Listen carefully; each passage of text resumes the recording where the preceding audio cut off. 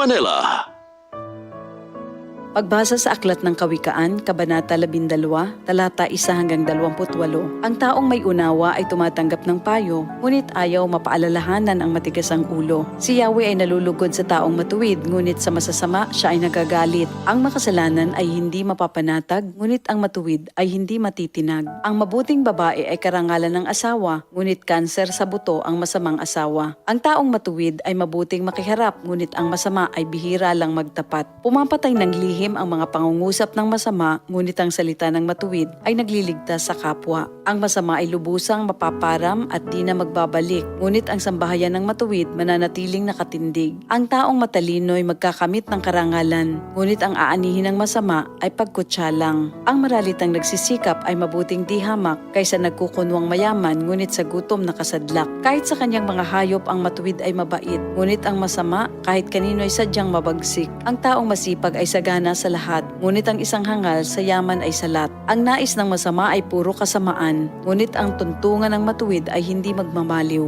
Ang masama ay nahuhuli sa salita ng kanyang bibig, ngunit ang matuwid ay malayo sa ligalig. Ang kakamti ng tao ay batay sa gawa o salita, bawat isa ay tatanggap ng karampatang gantimpala. Ang akala ng mangmang ay siya lamang ang tama, ngunit handang tumanggap ng payo ang taong may unawa. Ang pagkainis ng mangmang kaagad nahahalata, ngunit ang mga matatalino di pansin ang pagkutya. Sa pagsasabi ng tapat, lumilitaw ang katarungan, ngunit ang pagsisinungaling ay lumilikha ng kapahamakan. Ang matalas na pananalita ay sumusugat ng damdamin, ngunit sa magandang pananalita, sakit ng loob ay gumagaling. Ang tapat na labi ay mananatili kailanman, ngunit ang dilang sinungaling ay hindi magtatagal. Ang nagbabalak ng masama ay mag-aani ng kapahamakan, ngunit ang nag-iisip ng mabuti magtatamo ng kagalakan. Ang kasamaang palad ay malayo sa matuwid, ngunit ang buhay ng masama ay puno ng ligalig. Namumuhi si Yahweh sa taong sinungaling, ngunit ang tapat ay ligaya niya at aliw.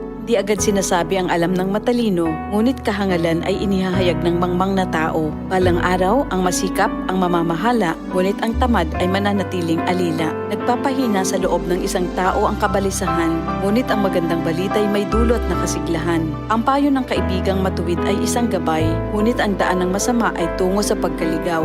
Hindi makakamit ng tamad ang kanyang hinahangad, ngunit ang masikap ay laging may magandang hinaharap. Ang matuwid na landas ay patungo sa buhay, ngunit ang maling daan ay hahantong sa kamatayan. Ito ang salita ng Diyos. DCXL 558.